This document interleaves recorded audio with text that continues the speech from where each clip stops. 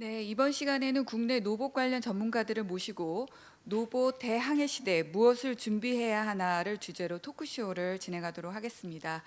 토크쇼는 한국 로봇 학회장, 대한기계학회장을 역임하시고 고려대학교 공과대학 기계공학부 교수, 고려대학교 지능로봇연구센터 소장을 맡고 계신 손재복 교수님께서 좌장을 맡아 진행해 주시겠습니다. 패널로는 코가플렉스 서희롱 대표이사님, 성균관대학교 기계공학부 최형렬 교수님, T로보틱스 박현섭 부사장님, 민경배 경희사이버대학교 교수님, 카이스트 녹색교통대학원 배일환 겸직 교수님 등 5분이 참여하셨습니다. 이번 토크쇼는 5분의 패널분들에게 로봇 대항해 시대를 맞아 우리가 무엇을 준비해야 하고 어떻게 맞이해야 할지, 로봇 전성 시대에는 어떤 변화가 있을지, 인간 로봇 공존 시대의 바람직한 공존 전략은 무엇인지, 로봇 산업 발전을 위해 우리나라 로봇 생태계는 어떻게 변해야 하는지, 로봇 산업 활성화 방안은 무엇인지 각자 7, 8분 정도 사전 발제를 하고 전체가 토론회를 하는 것으로 프로그램을 준비했습니다. 그럼 먼저 코가플렉스 서희롱 대표이사님의 발제가 있겠습니다. 이사님 무대 위로 모시겠습니다. 박수로 환영해 주시기 바랍니다. 서희롱 대표님은 한양대학교 교수이고 한국 로봇 학회장을 역임하셨고 벤처기업 코카플렉스를 재다조가 설립해 새로운 길을 걷고 계십니다. 안녕하세요. 코가플렉스 서희롱입니다. 오늘 그 로봇 대항해 시대 무엇을 준비해야에 대한 이야기를 로봇 미래 전략 컨퍼런스에서 이야기할 수 있는 기회가 주어져서 대단히 영광스럽게 생각하고 있습니다. 그럼 제가 준비한 이야기를 한 5분에서 17분 정도 짧게 말씀을 드리겠습니다. 슬라이드에 보시면 이제 로봇들이 내려온다라고 제가 얘기를 했는데요. 그 요새 트로트 그 경연대회에서 범들이 내려온다라고 하는 우리나라 그 노래를 많이들 부르고 또 좋아하시는 것 같습니다. 그래서 거기 빗대서 범들이 내려오면 사실은 그 준비해야 될 게 많이 있을 것 같습니다. 마찬가지로 로봇들이 내려오면 준비해야 될 것이 많이 있을 것 같습니다. 근데 이제 그 범은 그 똑같은 범이죠. 범이 사자가 된다거나 토끼가 된다거나 하지 않는데 로봇은 사실은 한 종류의 로봇이 있는 것이 아니라 굉장히 다양한 종류의 로봇이 있을 수밖에 없습니다. 그래서 로봇을 보면 저렇게 공공공간이라든지 공장이라든지 또 그 배송 로봇 같은 경우도 인도어나 아웃도어 이렇게 나누어질 수 있고요. 또 이제 우리 집 안으로 로봇이 들어와서 우리한테 서비스하는 그런 이제 시대가 곧 올 거라고 생각을 하고 있습니다. 근데 이제 집에 있는 로봇이나 공장에 있는 로봇은 분명히 크기도 다르고 또 모양도 다르고 여러 가지 그 자기가 해야 되는 일도 다 다를 것 같습니다. 그래서 이렇게 다양한 로봇들이 그 저희들한테 다가올 때 내려올 때 우리는 어떤 준비를 해야 되는가라는 생각을 좀 잘 해야 되지 않나 생각합니다. 현재는 아마 그 로봇이 공장에 가장 많이 지금 활용하고 있는 세대인데 가까운 미래에는 이 구도가 아마 바뀔 거라고 저는 생각하고요. 또 먼 미래에는 아마도 우리 가정이라는 홈이 굉장히 많은 로봇들이 이제 왔다 갔다 하는 그런 시대가 되지 않을까라고 생각을 합니다. 두 번째는 그 로봇 이렇게 이제 다양한 로봇들이 우리한테 내려올 때 우리가 뭘 준비해야 되는가라는 것을 해야 되는데요. 로봇 항해 시대의 준비물을 제가 한번 나열을 해봤습니다. 여기 보시면 저는 이제 그 지금 코가플렉스라고 하는 스타트업을 하고 있습니다. 로봇 AI 회사인데요. 가장 중요한 것이 이제 일을 해보니까 인력이 굉장히 중요합니다. 그래서 인력을 보시면 장비를 다룰 줄 알고 또 관련된 실험을 할 줄 아는 인력, 그리고 부품을 개발하거나 아니면 부품에 대한 속성을 잘 알아서 그런 것들로 어떤 서브 시스템 같은 것들 잘 만드는 그런 하드웨어를 만드는 그런 인력들, 또 연구 개발로 보면 뭐 하드웨어를 만드는 연구 개발 인력도 필요하고 소프트웨어를 개발하는 인력도 필요하고, 여기에는 S급, A급, B급으로 다 뭐 다양한 인력들이 필요할 것 같습니다. 굉장히 고급의 알고리즘을 만드는 소프트웨어 인력도 필요하지만 실제 코딩을 굉장히 그 퍼펙트하게 하는 그런 인력들도 필요하고요. 요즘에 특히 그 소프트웨어 인력들의 연봉이 엄청나게 올라서 사실 이제 사람을 뽑기가 굉장히 어려운 그런 시대에 접어들었다고 생각하기 때문에, 특히 우리 로봇 그리고 로봇 지능에 관련돼서 훈련을 잘 받는 그런 인력을 국가가 좀 배출해 줬으면 좋겠다라는 생각이 들고요. 그 옆에 보면 이제 시험 생산 제조가 있는데, 그 스타트업 같은 경우에 로봇을 하나 만들려고 하면 어떤 그 아이디어가 있어서 그 아이디어를 한번 검증을 해보겠다, 이게 제대로 됐는지. 그러면 이제 POC를 해야 됩니다. Proof of Concept을 해야 되는데, 뭐 과장해서 얘기하면 중국의 심천 같은 경우에는 아침에 아이디어를 얘기하면 저녁 때 만들어 온다고 하는 얘기가 있습니다. 그것도 국내에 약 3분의 1 가격으로.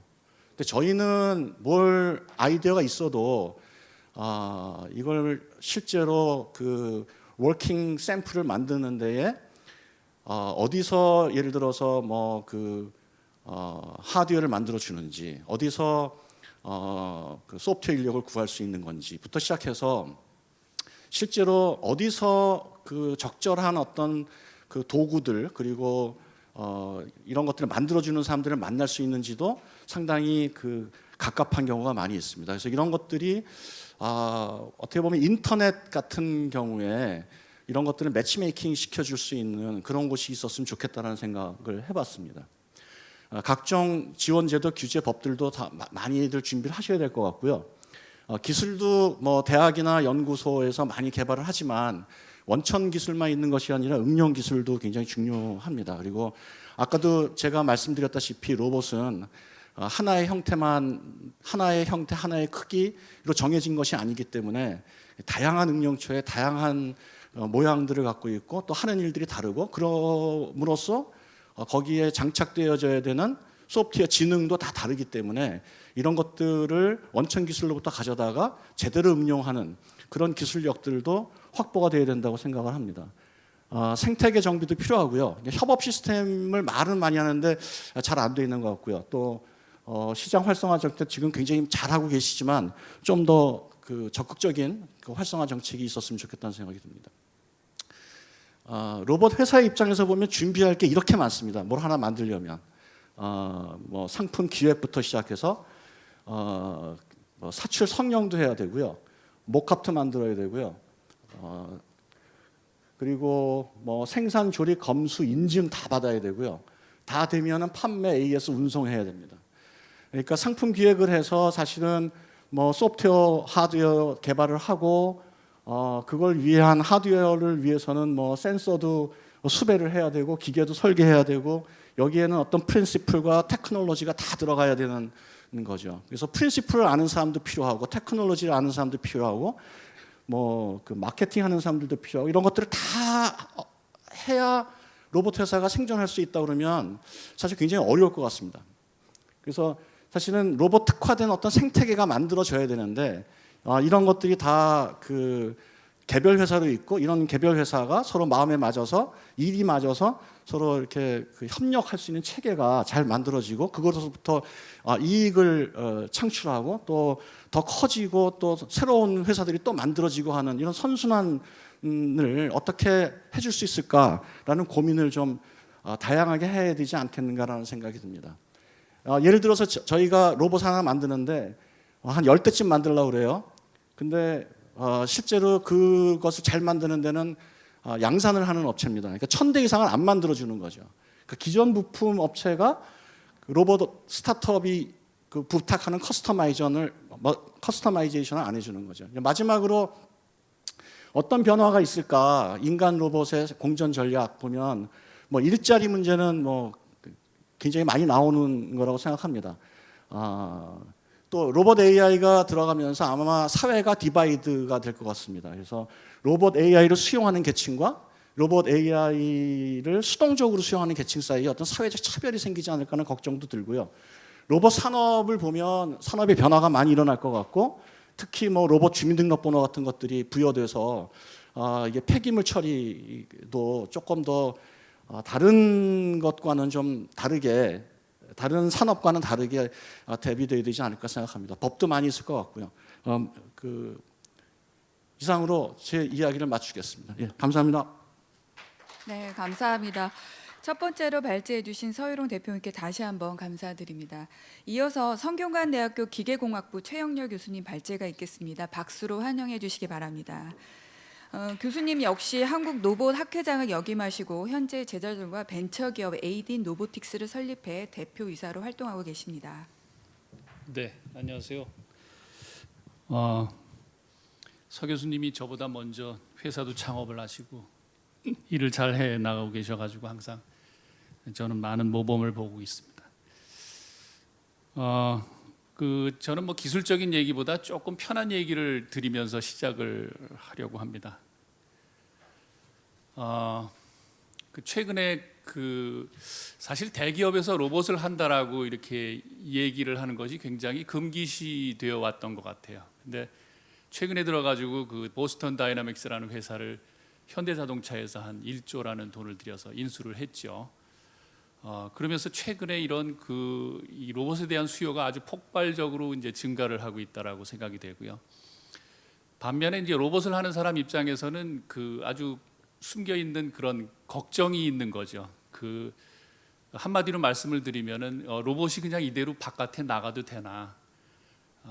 뭐 로봇이 이렇게 섞여서 이렇게 인간한테 서비스를 드릴 수 있는 준비가 되어 있나 이런 생각을 한참 하곤 합니다. 그래서 이제 제가 우리가 준비가 되어 있는가라는 이런 키워드의 마지막 말은 로봇이 인간 세상에 이렇게 seamless하다라고 얘기하죠. 아주 매끄럽게 이렇게 섞였으면 좋겠다라는 이제 기대를 한번 하면서 이제 멘트를 적어놨습니다. 로봇이 그립다라고 이제 말씀을 했는데요. 뭐 로봇이 전성 시대라고 뭐 어떤 변화가 있을지 뭐 이런 얘기들을 쭉 합니다. 그래서 지금은 로봇이 몇 대 갖다 놓고 그러면은 사람들이 굉장히 신기하다라고 얘기를 하는데 아주 그냥 로봇에 대해서 애정을 표현을 하죠. 이게 최근에 저기 있는 로봇은 제가 과천과학관에 납품을 했던 이제 4발로 걸어 다니는 로봇입니다. 그래서 사람들이 굉장히 많이 몰려와요. 근데 이제 제가 이제 걱정이 되는 것은 조금 세월이 지나서 저게 이제 얼마나 힘든 로봇인지를 잘 못 걸어 다니기도 하고 이제 걱정을 많이 끼친다라는 걸 보게 되면은 어떤 반응이 나올까 이런 생각도 해보고요. 결국 로봇에 있어서도 보면은 가전제품 같은 새로운 마켓이라든지 유통이라든지 폐기물 처리라든지 기타 등등이 이제 등장을 할 거라고 생각을 합니다. 공존이라고 얘기를 쭉 하는데 저는 공존이라고보다도 그냥 로봇은 어쨌든 간에 인간에 대해서 비용을 지불한 만큼 서비스를 해야 되는 것이 굉장히 중요하다라고 생각을 하고요. 첫째도 서비스, 둘째도 서비스, 끝까지 만족을 시킬 수 있는 로봇이 돼야 되는데 뭐 공장에서 이렇게 굉장히 좋은 일들을 하는 그런 로봇들을 벗어나서 인간한테 주는 서비스를 하는 로봇은 아직까지는 조금 문제가 있다라고 생각이 되고, 다만 여기에 굉장히 중요한 역할을 하는 것은 엔지니어라고 생각이 됩니다. 그래서 로봇에 이런 혼을 불어넣어주는 욕구를 만족시키는 그런 일을 하는 것이 우리 엔지니어라고 자부심을 갖고 일해야 될 필요가 있다라고 생각을 합니다. 저는 그래서 공존보다는 혼합이라는 말씀을 좀 드려왔어요. 그래서 실제로 저희들은 로봇이 2m라는 펜스 내에서 사람이 들어갈 수가 없었던 세상에 살았는데 최근에는 1m까지 줄었죠. 이제 중간에 이제 들어오게 됐습니다. 그래서 이걸 그냥 가져오면 되나 뭐 이런 것에서 이제 몇 가지 생기는 문제들이 뭐 안전이라든지 뭐 부딪히는 거 뭐 이런 서비스 문제들이 있는데, 여기서 보게 되면은 이 옆에 왼쪽에 있는 그림은 아틀라스라는 보스턴 다이내믹스에서 만든 로봇이고, 오른쪽에서는 디즈니의 이 빅 히어로라는 데 나오는 풍선 로봇입니다. 그래서 대개 가정에 있을 때 이런 애가 있는데 이 아틀라스가 옆에 있으면은 어떻게 느끼실지, 혹은 뭐 이런 풍선 로봇이 있으면 어떻게 느끼실지를 한번 생각해 볼 필요가 있는 것 같아요. 제가 보기에는 한 60kg 정도 되는 로봇이 옆에 서 있다라고 그러면 굉장히 두려울 것 같습니다. 자, 그래서 제일 중요한 이런 서비스의 제일 핵심적인 기술이라고 얘기한 것은 우리는 로봇이랑 사람이랑 굉장히 부드럽게 컨택을 할 수 있어야 되는 이런 핵심적인 기술을 갖고 있어야 된다라는 말씀을 드리고자 합니다. 자, 뭐 로봇에 대한 생태계가 어떻게 변화해야 되느냐 이렇게 말씀을 드렸는데 너무나 부족한 게 많죠. 뭐 생산에서부터 프로토타이핑, 유통 굉장히 많은데 저는 말씀드리기를 자, 우리가 그냥 플래그십이 될 만큼 정말로 우리 한번 보여줄 만큼 몇 개의 기업은 한번 나와야 되지 않느냐 이런 생각을 합니다. 그리고 그 기업이 대기업이 아니고 저는 생각하기에 로봇 산업의 플레이어는 중소기업이 될 수밖에 없다라고 생각을 하고요. 주위에서 굉장히 많은 좋은 기업들이 이걸 준비하고 있다라고 말씀을 드립니다. 자, 뭐 활성화 방안이라고 얘기했는데 또 기업에 대한 얘기가 들어왔네요. 그래서 뭐 어쨌든 간에 기업을 잘 키우는 것이 중요한데 제가 한 가지 드리고 싶은 말씀은 뭐냐면은 기업도 그렇고 프로젝트도 그렇고 우리가 실패를 많이 하는데 조금은 애정을 가지고 그래 실패를 했으니까 좀 더 잘해봐라 하는 식의 격려가 필요하지 않나 이런 생각을 합니다. 그리고 세 번째로는 중요한 것이 로봇에 대해서는 너무나 많은 기술들이 들어가 있는데 결국 경쟁력의 소스는 대학이 아닌가라고 생각을 합니다. 그래서 대학하고 기업이 아주 친해질 수 있는 이런 기회를 많이 만드시면은 벤처도 많이 생기고 또 다양한 일들이 많이 생길 거라고 생각을 하고요. 정부는 또 뭘 하느냐라는 역할을 하는데 정부에서 할 일이 많죠. 뭐 이렇게 많이 저희들을 인커리지 해줄 일이 많은데 제가 하나 부탁드리고 싶은 것은 너무 이렇게 전시적인 이런 그 이벤트보다도 조금 이제 이 지속성이 있는 일들을 쭉 해주셨으면 하는 생각을 늘 갖곤 합니다. 자, 이상으로 제 발표를 마치겠습니다. 감사합니다. 감사합니다. 이어서 T-로보틱스 박현섭 부사장님의 발표가 있겠습니다. 박수로 환영해 주시기 바랍니다. 박현섭 부사장님은 한국생산기술연구원 로봇연구 그룹장과 산업부 로봇 PD, 카이스트 연구교수를 거쳐 현재 로봇 전문기업 T-로보틱스에 근무하고 있습니다.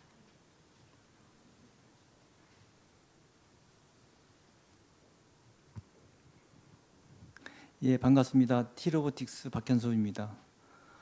저는 오늘 시간이 굉장히 짧아서 원고를 써왔습니다. 그렇지 않으면 메시지를 다 못 전할 것 같아가지고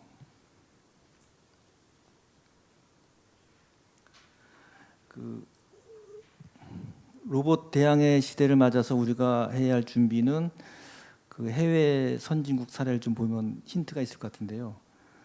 한마디로 로봇에 대한 비전을 새롭게 할 필요가 있을 것 같습니다. 미국은 2011년도 인간과 로봇이 공존하는 코로봇 사회를 전망하고 이를 준비하는 국가 로봇 전략, 즉 내셔널 로보틱스 이니셔티브를 공표하였습니다. 그리고 5년마다 업그레이드를 하고 있고요. 2016년도에 NRI 2.0으로 규모와 다양성을 확대한 개념으로 확대하였고 올해에는 인간의 안전과 자주성을 포함하는 인간의 이익의 로봇을 통합하는 NRI 3.0을 확대하였습니다. 그리고 지금까지 12여 년 동안 한 가지 주제로 지속적인 R&D 투자를 하고 있습니다. 유럽은 미래의 국가사회 문제, 예를 들어서 고령화, 일자리 창출, 지속 성장 이런 것들에 대한 해결책으로 로봇에 대한 기대를 하고 있고 여기에 대한 R&D를 투자하고 있습니다. 일본은 저출산 고령화 대응책으로, 중국은 인건비 상승으로 인해서 제조 경쟁력이 약화되니까 이것을 로봇으로 만회하기 위한 방안으로 투자를 하고 있습니다. 이런 것을 비춰볼 때 우리도 이제는 로봇에 대한 비전을 되돌아볼 필요가 있을 것 같습니다. 그래서 저희가 지금까지 견지해온 로봇 산업의 관점을 뛰어넘어서 국가 사회의 경쟁력, 사회 문제를 해결하는 큰 시각의 로봇 비전을 만들고 이를 위한 R&D 투자를 하기 위한 방향을 재정리할 때인 것 같습니다.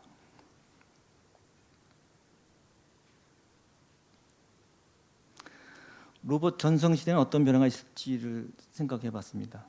로봇은 근본적으로 인간을 모델로 하고 있어서 로봇이 발전할수록 인간에 가까워집니다. 자연이 인간과 모든 면에서 경쟁하는데 그 경쟁 기준은 로봇 가격과 인건비입니다. 이는 시장 원리에서 움직이는데요.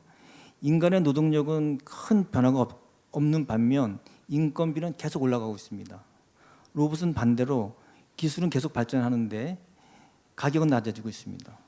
그래서 지금 보면 자동차나 반도체, 디스플레이 같은 제조 현장에서는 이미 로봇이 주류를 이루고 전자제품 같은 데도 로봇이 경쟁 우위로 돌아섰습니다.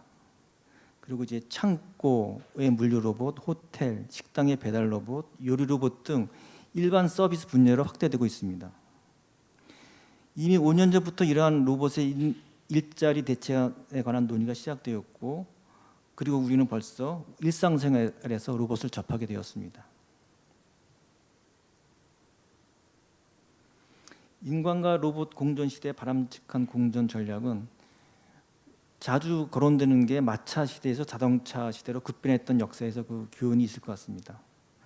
자동차가 나옴으로 해서 마블한 직업은 사라졌지만 운전사, 자동차 정비, 제조, 도로 건설, 물류 운송, 관광 등 새로운 일자리가 만들어졌습니다. 단순 반복되는 기계적인 일은 로봇이 더 잘할 수 있기 때문에 그런 일은 로봇에 맡기고 우리는 인간이 창의적이거나 정교한 손기술이 필요한 일, 그리고 인간관계에 관련된 이러한 인간이 더 잘할 수 있는 분야로 발전적인 이동이 필요해 보입니다. 그런데 모두 이렇게 이동할 수 없으니까 그런 사람을 위해서 로봇에 세금을 부과하자는 얘기도 나오고 모든 사람에게 일정한 소득을 만들어주는 기본소득도 이런 취지에서 거론되고 있습니다.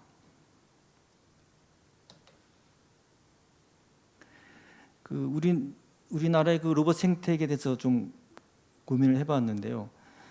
우리가 그 로봇은 우리가 흔히 아는 일반 제품과 특징이 있습니다. 그 특징에서 로봇 생태계의 어떤 힌트를 얻을 수 있을 것 같습니다. 로봇은 인공지능, 소프트웨어, 제어, 센서 등 모든 첨단 기술이 다 들어가 있는 제품입니다. 그래서 이것을 담당할 전문 인력이 굉장히 필요한데 사실은 좀 부족한 상황이고요. 그리고 특히 중소기업에서는 더 힘든 상황입니다. 둘째로 로봇은 전 분야에서 걸쳐서 사용되기 때문에 그 다양한 분야의 기술이 로봇에 들어와야 되는데 그래서 로봇은 하나의 플랫폼이 되고 각 분야의 지식이 앱처럼 로봇에 녹아 들어가는 것이 하나의 그 생태계의 방향이 될 수 있을 것 같습니다. 세 번째로 로봇은 개발하는 사람은 물론 사용자도 모두 처음 접하는 제품입니다. 그래서 사용자와 개발자 간의 소통이 매우 중요한데 이를 위해서 로봇생활연구소나 시범 적용 사업 등이 필요합니다. 그래서 개발과 사용이 한 자리에서 일어나는 그런 환경 조성이 필요해 보입니다. 넷째로 로봇은 지금까지 없는 새로운 제품이기 때문에 기존의 법과 제도에서는 수용하기 어려운 부분이 많이 있습니다. 그래서 이러한 로봇 확산에 따라서 법과 제도가 뒷받침되어야 되는데 지금 정부에서 시행하고 있는 규제 샌드박스가 하나의 해가 될 수 있을 것 같습니다. 마지막으로 로봇 산업 활성화에 대한 방안입니다. 비슷한 그 퀘스천을 갖고 작년에 그 한국 로봇 융합 연구원에서 미래 로봇을 준비하는 기술위원회가 구성되었고 1년여에 걸쳐서 산업 활성화를 위한 어젠다를 제안했습니다. 그래서 크게 로봇 거버넌스, R&D, 사업화 세 가지 주제에 대해서 5개 정책 제안이 만들어졌습니다. 첫 번째 그 거버넌스 관련 제안은 정부의 로봇 R&D 정책에 로봇 전문가 그룹 및 자문가의 참여 활성화를 제안하였는데 보다 많은 현장의 목소리 반영이 중요하기 때문입니다. R&D 분야에서는 국가 차원의 거시적인 비전과 로드맵을 작성하고 R&D의 실질적인 기획 관리를 위한 로봇 PD의 역할 강화가 제안되었습니다. 이러한 R&D가 퍼스트 무버가 되기 위해서 필요한 시스템이라 생각됩니다. 마지막으로 사업화 분야에도 장기적인 사업화를 중점 지원할 수 있는 로봇 특화 R&D 프로그램 지원이나 기술 혁신 생태계 조성이 제안되었습니다. R&D 결과물의 사업화로 이루어지기 위한 제안으로 로봇은 제품 자체가 새로운 거기 때문에 이런 R&D와 사업이 연결되는 그런 지원이 중요해 보입니다. 이상으로 준비한 자료를 마치겠습니다. 감사합니다. 이어서 경희사이버대학교 미디어영상홍보학과 민경배 교수님 발표가 있겠습니다. 박수로 환영해 주시기 바랍니다. 민경배 교수님은 노보사회학이라는 단어를 처음 만든 인문학자로 현재 경희사이버대학교 글로벌 대외협력처장 겸 커뮤니케이션 센터 소장, 투명사회를 위한 정보공개센터 이사, 비영리 IT 지원센터 이사를 맡고 있습니다. 네, 안녕하십니까. 방금 소개받은 민경배라고 합니다. 반갑습니다. 오늘 그 컨퍼런스 주제가 로봇 대항해 시대라고 이렇게 붙여졌습니다. 저는 이 대항해 시대라는 이 워딩이 상당히 지금 이 시기에 대단히 좀 유효하고 그 적절한 표현이 아닌가 하는 생각이 들었고요. 그래서 좀 과거 정말 역사 속에 나와 있던 15세기, 16세기의 대항해 시대의 어떤 교훈 속에서 오늘 지금 우리가 처해 있는 이 시대를 한번 전망해 보고자 그런 내용을 준비를 해봤습니다. 과거 15세기, 16세기 유럽의 이른바 대항해 시대는 어떻게 보면은 정말 기술이 모든 권력을 좌지우지했던 그런 시대라고도 할 수 있었습니다. 항해 기술이 곧 현재 권력의 그 수준을 과시하고 또 그것을 결정지었던 그런 시대였습니다. 그래서 유럽의 강대국들은 너도 나도 커다란 배를 만들고 먼 바다를 향해서 진출하기 시작했죠. 이것이 바로 대항해 시대의 시작이었습니다. 그들이 먼 바다로 나아갔던 이유는 이러한 그 항해 기술이 곧 미래의 권력을 결정한다는 판단 때문이었죠. 미지의 세계를 개척하고 그곳에 물자를 확보하고 이런 것들을 통해서 현재의 권력을 더 강고하게 이어나가고 향후 미래까지 결정하겠다라는 그러한 그 정치적 판단에서 유럽 열강들은 너도 나도 먼 바다로 배를 띄웠습니다. 이것이 바로 역사적인 대항해 시대였습니다. 하지만 그 배에 올라타서 미지의 바다를 향해 나아갔던 사람의 입장에서 대항해 시대는 곧 두려움과 불안과 공포 그리고 위험이 만연했던 그런 시대이기도 했습니다. 도대체 바다 끝에 무엇이 있을지 알 수도 없고 또 목적지를 향해 가는 여정에서 수많은 풍랑과 폭풍과 온갖 위기를 극복해 가면서 그들은 생존을 위해 사투를 벌여야 했습니다. 그리고 그 과정에서 과연 저 먼 바다에는 무엇이 있을까? 또 먼 미지의 세계에는 무엇이 있을까? 이런 것들을 둘러싸고 온갖 소문과 전설과 또 각종 신화가 만들어졌던 그런 시대가 또 대항해 시대이기도 했습니다. 자, 이번에는 입장을 이제 먼 바다 건너편에 있는 그 사람들의 관점에서 대항해 시대는 어떤 시대였는가를 한번 또 살펴보겠습니다. 유럽 열강들이 배를 타고 도착한 곳, 대부분이 지금의 이제 중남미죠. 아메리카 지역이었죠. 이른바 신대륙이었습니다. 그곳에 살고 있던 원주민들은 미지의 새로운 종족과 만나게 됩니다. 이른바 문명화된 종족, 총포와 온갖 첨단 신기술로 무장한 그들을 만나게 되고 처음에 그들을 환대했지만 머지않아 그들에게 정복당하게 되죠. 그리고 피지배자의 이런 지위로 전락하게 됩니다. 한마디로 대항해 시대는 역사적으로는 종족 간의 착취와 수탈과 또 억압, 통제적인 이런 관계가 말 그대로 국제적으로 형성되기 시작한 그런 시대이기도 했습니다. 자, 이처럼 대항해 시대는 역사적으로 우리에게 여러 가지 의미로 다가옵니다.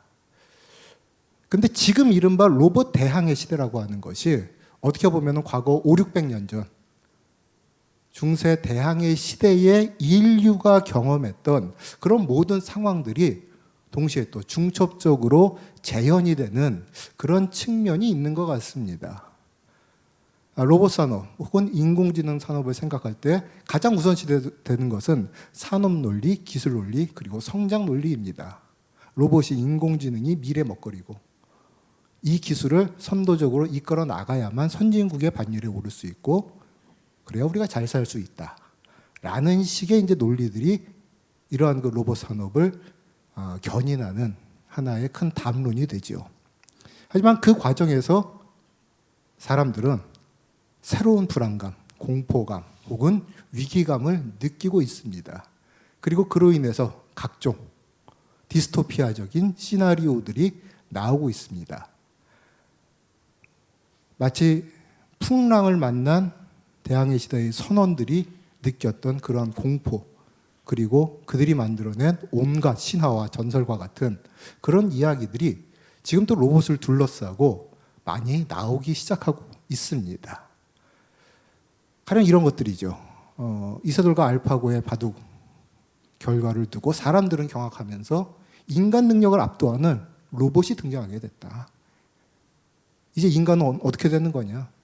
기계에게 종속되는 것이 아니냐. 이런 우려들이 만연했습니다. 물론 실제 이런 일이 일어나고 있습니다. 기계에게, 로봇에게 일자리를 뺏기고 그래서 실업자로 몰락하는 사람들 분명히 나타나고 있습니다. 표면적으로 보면은 일자리 경쟁을 두고 인간이 기계에게 패하고 있는 그런 양상이 나타나고 있는 것이죠. 이런 일도 있었습니다. 마이크로소프트가 만들었던 인공지능 로봇 테이라든지 최근에 우리나라에서 개발한 이루다라 같은 이런 그 인공지능 로봇이 일종의 인간 규범을 위배하는 반윤리적이고 비윤리적인 이런 커뮤니케이션을 인간과 주고받으면서 어떻게 보면 이런 그 알고리즘의 위험성에 대한 이런 우려들도 많이 제기가 됐습니다. 이 모든 것이 지금 로봇 대항우 시대에 나타나고 있는 우리 사회의 불안한 징후들이라고 할 수 있겠습니다. 자, 그렇다면 우리 인간은 과연 대중들은 로봇을 어떤 방식으로 지금 바라보고 있을까요? 약간 소재를 돌려서요. 제가 최근에 좀 가사 노동에서 저도 좀 해방해 보려고 집안 청소를 제가 거의 전담해서 하고 있거든요. 그래서 이제 남들 다 쓴다는 로봇 청소기를 뒤늦게 한번 좀 사보려고 인터넷 들어가서 이제 어떤 제품이 좋을까 사용자 평들도 좀 살펴보고 댓글들도 살펴보고 그랬습니다. 그 과정에서 대단히 재미있는 사실을 발견했어요. 많은 그 이용자들이 로봇 청소기를 이용했던 사람들이 이 로봇 청소기를 지칭하는 이름이 이모님이라고 하더라고요. 로봇 청소기 샀다라는 말을 가지고 이모님 드렸다, 이모님 모셨다, 이모님이 일 잘하신다. 조금 더 이제 존칭하면 여사님이라고 표현하는 분들도 있고. 저는 상당히 이것을 좀 흥미로운 그런 관점으로 바라봤습니다. 이 기계를 가지고 이모님이라고 부른다라는 것은 그 기계를 인격화하고 있다라는 것이에요. 로봇을 인격화하고 있다는 것입니다. 그런데 왜 하필 그 많은 호칭들을 다 놔두고 이모님이라고 부를까? 여긴 또 이제 그런 의미도 있는 것 같습니다. 일단 성적으로 젠더적인 측면에서 청소라는 건 가사노동이고요. 어쨌든 전통적으로 요즘은 많이 이제 그런 인식들이 깨지고는 있습니다만은 가사노동은 여성의 몫이라고 하는 이런 그 전통적인 성역할 구분, 이런 의식들이 많은 사람들의 뇌리 속에 있지요. 그러면서 가사노동을 전담해주는 여성으로서 이 로봇을 지칭하는 것입니다. 별거 아닌 사소한 일인 것 같습니다만은 저는 전공이 사회학이거든요. 사회학자의 관점에서 볼 때 이 작은 현상 안에도 여러 가지 사회적으로 많은 함의들이 저는 담겨 있다고 보고 있습니다. 한마디로 로봇을 대하는 그 방식조차도 그것은 우리 인간들이 대단히 전통적으로 스테레오타입화 되어 있던 그런 어떤 의식이나 규범 이런 것들이 작용하고 그래서 로봇을 부르는 호칭, 로봇을 바라보는 인식, 더 나아가서는 로봇을 개발하는 방식 그 모든 과정에서 결국 로봇은 스스로의 발전 논리로 가는 것이 아니라 인간의 의식이나 규범의 반영물일 뿐이다 이런 점들을 확인할 수 있었습니다. 로봇을 대하는 태도를 또 우리에게 좀 잘 보여주는 또 하나의 작은 사례를 한번 소개를 하겠습니다. 최근에 SBS 방송 프로그램입니다. 세기의 대결 AI 대 인간이라는 제목의 프로그램이 몇 회에 걸쳐서 방영이 됐습니다. 여기 계신 여러분들 중에도 이 프로그램 아마 보신 분들 계실 거예요. 제목부터가 사실은 의미심장합니다. AI 대 인간입니다. 그래서 인공지능이 만든 작곡과 인공지능이 작곡한 음악과 인간이 만든 음악을 들려주고 어떤 곡이 더 좋은지 시청자 평가를 통해서 작곡 능력이 인간이 뛰어난지 인공지능이 뛰어난지 평가를 합니다. 골프 여제 박세리를 불러다 놓고 필드에서 골프 치는 로봇과 대결을 시키기도 했습니다. 주식 투자 전문가를 불러다 놓고 인공지능과 주식 수익률 높이기 경쟁을 벌이기도 했습니다. 이런 식의 각종 분야에서 인간과 로봇 혹은 인간과 인공지능이 대결을 하는 이런 아이템들이 매회 방영이 됐어요. 저는 사실은 이 프로그램을 보면서 사실은 상당히 좀 우려감이 컸습니다. 어떻게 보면 인공지능 혹은 로봇을 방송 매체가 대중들에게 본격적으로 소개하는 그 첫 장이었다고 저는 생각을 해요. 이 프로그램이. 좀 예능적인 포맷을 통해서 대중적으로 로봇을, 인공지능을 일반 시청자들에게 첫 선을 보이는 자리였다고 생각을 합니다. 근데 그 첫 선을 보이는 자리에서 왜 하필 인간과 로봇을 대결 구도라는 이런 프레임으로 방송을 기획했을지 저는 상당히 그 제작진들에게 좀 유감스러웠습니다.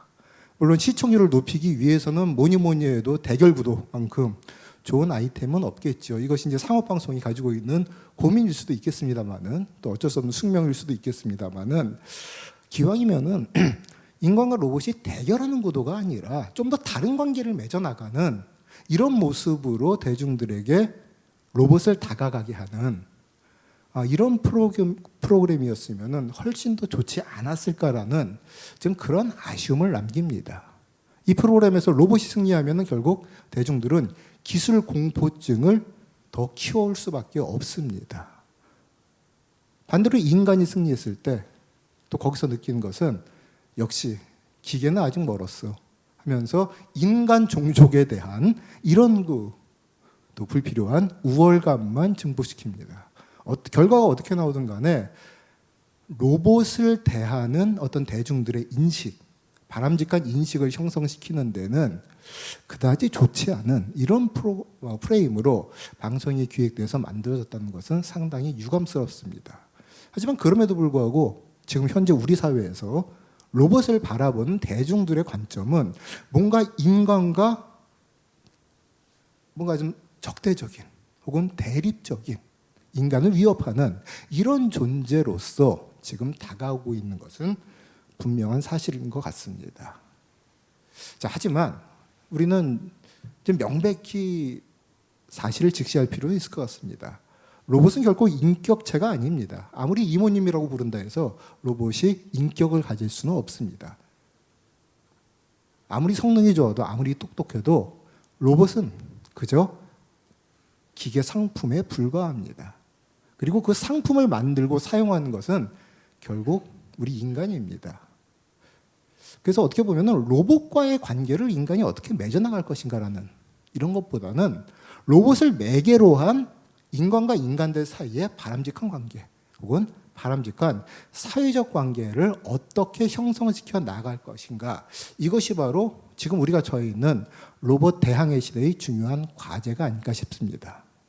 흔히 15세기, 16세기 중남미 인디언들이 아즈텍과 마야와 이런 문명들이 유럽인들이 끌고 온 총포에 의해서 멸망했다, 지배당했다 라고 과거에는 많이 알려져 있었습니다.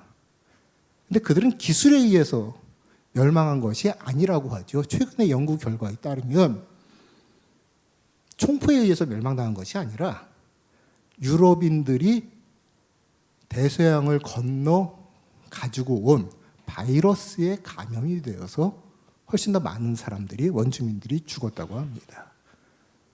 결국 기술이 인간관계를 결정하는 것이 아닙니다. 기술보다는 인간과 인간 사이의 관계들을 어떻게 형성시켜 나갈 것인가, 그리고 그것을 매개하는 과정에서 기술을 어떻게 유용하게 활용할 것인가에 대한 그런 고민이 바로 지금 그 로봇 대항해 시대에 그 미지의 신세계를 향해 같은 배에 올라타 있는 지금 우리 모두가 함께 고민해야 할 그런 문제 의식이 아닐까, 이 말씀을 드리면서 제 말씀 마치겠습니다. 감사합니다. 네, 감사합니다. 토크쇼 발제 마지막으로 카이스트 녹색교통대학원 배일환 겸임 교수님의 발표가 있겠습니다. 박수로 환영해 주시기 바랍니다. 배일환 교수님은 언론사 로봇 전문 기자를 거쳐 미국 하와이 대학교에서 미래학을 전공하고 현재 카이스트 녹색교통 대학원 교수로 있습니다. 네, 안녕하십니까. 카이스트 교통대학원의 배일환입니다. 제 발제를 시작하기 전에 오전에 그 데이터 교수님께서 강의하신 내용, 그러니까 제가 좀 번역을 하고 여러 가지 중간에 좀 매끄럽게 하기 위해서 좀 작업을 좀 했는데요. 어쨌든 그 교수님께서는 한국 로봇계에 계신 분들이 자기가 하는 일이 어쩌면 사람들의 일자리를 뺏어서 좀 이렇게 안 좋은 영향을 미치는 게 아닐까? 아니면 우리는 현재 4차 산업혁명이라고 하는 이러한 경제적 위기 도전에 대응하기 위해서 로봇을 잘 만드는 것이 우리의 가장 큰 사명이야라고 생각하실 수도 있겠지만 그 단계를 넘어서 좀 큰 비전을 가지고 한국과 세계 사회에 좀 기여할 수 있는 그런 그 생각을 좀 해보길 바란다고 말씀하셨고, 제가 말씀을 들어보니까 무난하게 다 이해하신 것 같아서 저는 개인적으로 상당히 기쁘게 생각합니다. 예, 그러면 포스트 코로나 시대 로봇 산업 활성화 방안에 대해서 제 나름대로 생각하고 있는 의견을 좀 말씀드리겠습니다.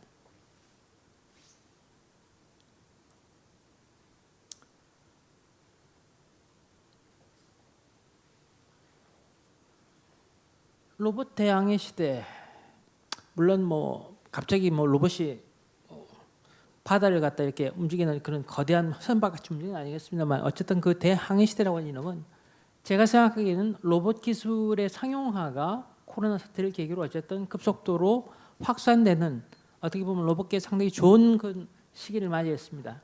하지만 로봇 시장이 현재 어떤 분야에서 새로운 돌파구를 찾을지는 아직까지도 좀 모호한 단계가 아닌가, 저는 그렇게 생각합니다. 물론 최근에 이제 방역 로봇 혹은 또 무인 배달 로봇, 또 텔레프레젠스 로봇 같이 이 언택트 붐을 타고 이런 각각 맞는 로봇 시장이 부상하고 있지만, 좀 더 넓은 시각에서 다양한 시도를 해봐야 될 그런 시기 아니겠나 생각을 합니다.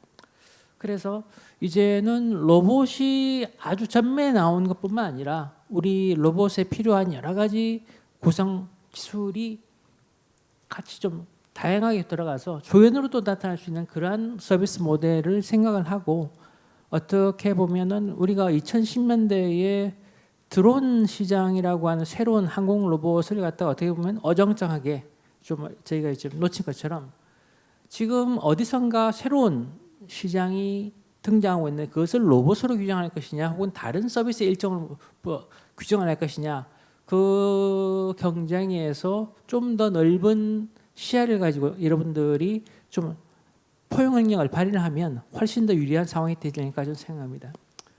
그리고 지금 2000년대 이후에 우리나라 로봇 산업은 기본적으로 이 한국의 386 세대, 한국 사회를 이끌고 있는 50대 이상의 세대가 공유를 했던 1950년대, 60년대 일본 애니메이션에서 나왔던 미래상에 상당히 기반을 좀 하고 있습니다. 뭐 그거 보면 다 아시겠지만 뭐 코즈 박사나 저런 천재적인 박사님들이 뭐 최첨단의 로봇을 만들었는데, 그 로봇이 인간의 마음을 갖고 있고, 그래서 그 인간의 마음을 가진 로봇이 사람과 같이 공존하면서 뭐 세상을 구한다. 어쨌든 그러한 프레임이 어쨌든 알게 모르게 우리나라 산업계 전체 또 그리고 우리나라 국민들이 갖고 있는 로봇 산업의 미래에 대한 그 막연한 그 희망의 근본이 됐다는 거죠. 그런데 이제는 거기서 좀 벗어나서 좀 그 사고 방식을 좀 더 과감하게 좀 탈피할 때가 되지 않습니다.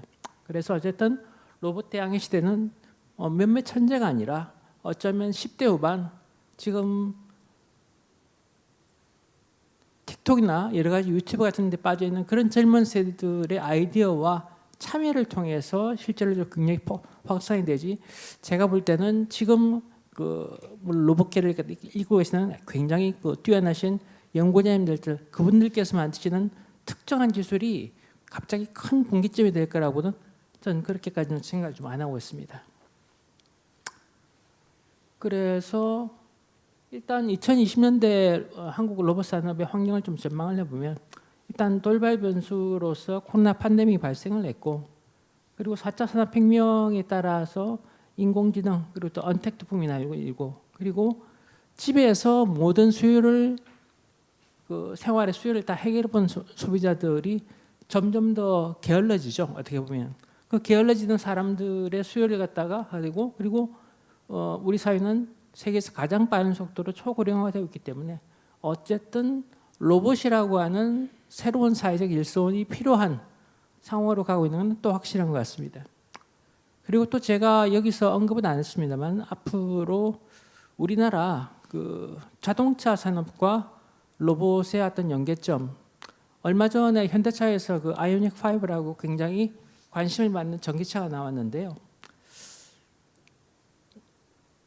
앞으로 전기차는 당연히 어느 자동차가 좀 더 멀리 가느냐, 어느 자동차가 좀 더 자율주행을 하느냐 이 관련된 경쟁으로 향후 한 10년 정도 열심히 갈 겁니다. 그랬는데 그래서 어느 순간 배터리 성능이 충분하게 업그레이드돼서 어지간한 차를 타면 다 사고 나지 않고 안전하게 A에서 B까지 가는 그러한 능력을 다 확보를 하게 될 경우 그럼 그 다음은 무엇인가? 여러분들께서 그 미국의 애니메이션 카 같은 걸 아마 기억하실지 모르겠는데요. 거기서 보면 자동차들이 마치 사람처럼 이렇게 캐릭터를 가지고 서로 이야기를 하고 막 대화를 하면서 같이 사회적인 그 활동을 합니다. 그거와 비슷하게 앞으로 자동차 자체의 기능적인 차별화가 점점 이제 평준화될 경우 그 다음 단계에 어떻게 어느 순간 보면 아까 저기 뭐 청소 로봇을 갖다 이모님이라고 부르듯이 우리 집 자동차를 갖다 가리켜서 아이고 우리 형님, 우리 동생 뭐 이런 식으로 이 부르면서 자연스럽게 어떻게 보면 전기차도 완전 자율주행차도 로봇의 일종이라고 불러도 되지 않는가라고 하는 그런 사회적 공감대가 아마 10년 안에 슬슬 만들어지기 시작할 겁니다. 그 트렌드를 잘 좀 활용하시기 바랍니다. 그리고 앞으로 메타버스의 부상에 따라서 소통 도구로서 인간형 로봇의 입지가 좀 약화지지 않겠는가. 아시다시피 2000년대 이후에 우리나라 혹은 로봇 산업 전체를 갖다 대표하는 가장 상징적인 그 아이콘이 인간형 로봇이었습니다. 야, 이제 우리나라에서 만든 인간형 로봇이 두 발로 걷더니 이젠 뛰고 깡총깡총 뛴다. 좋죠. 그런데 이제는 내후년쯤에 애플에서 인공 그 AR 글라스 같은 게 나오면 그거 끼면은 없던 사람도 보이고 없던 세상도 같이 겹쳐서 보입니다. 그러면 사람들이 로봇이라고 하는 사람과 비슷한 그 대체제와 대화하기 위해서 그렇게 그 엄청난 그 비용과 시간을 들 필요가 없다는 거죠. 그래서 그런 상황이 되면 로봇은 그 인간과의 소통보다는 그 운동성, 작업 능력 같은 그 좀 전통적인 그 트렌드에 좀 더 초점을 맞추게 될 겁니다. 그리고 평소에는 눈에 잘 안 띄는 사람을 닮지 않았지만 어쨌든 작업은 잘나는 스텔스 디자인이 다시 좀 인기를 끌 것 같고요. 그리고 실험 문제가 점점 부각되면서 로봇이 아니라 굳이 사람을 쓰는 그 생산성 하락을 갖다가 감수하고라도 거기에 스토리를 담아서 정말 내가 이 청년들 5명을 갖다 내가 더 비용을 더 들이면서 우리 공장에서 돌리고 있어요 하면 야 착한 공장이다, 착한 회사다 하면서 오히려 사람들이 거기에 대해서 서포트를 해주는 그런 현상도 나타날 것이 가능하다고 생각합니다. 그래서 인간과 로봇의 공존 시대의 바람직한 공존 전략. 저는 2020년대, 2030년대 한국 사람들에게 가장 중요한 것이 자동화일까? 아니면 다른 여러 가지 설명 같이 했겠습니다만 가장 중요한 것은 매달 자기의 자신과 자신의 가족을 부양할 수 있는 현금 흐름이야말로 글자 그대로 종교입니다. 지금 우리 대한민국 사람들에게는. 그럼 그 입장에서 봤을 때 인공지능 로봇 자동화로 일자리, 즉 정규직 일자리가 점점 줄어드는 것은 아주 명확하고요. 그래서 열심히 회사에 나와서 아침 9시부터 화장실 가서 자기들 뭐 주식 투자하고 코인 투자하고 이런 사람들이 점점 늘어나고 있습니다. 왜냐하면 노동 수익이 결국 자본 수익을 따라주지 못하는 게 점점 갭이 벌어지고 있거든요.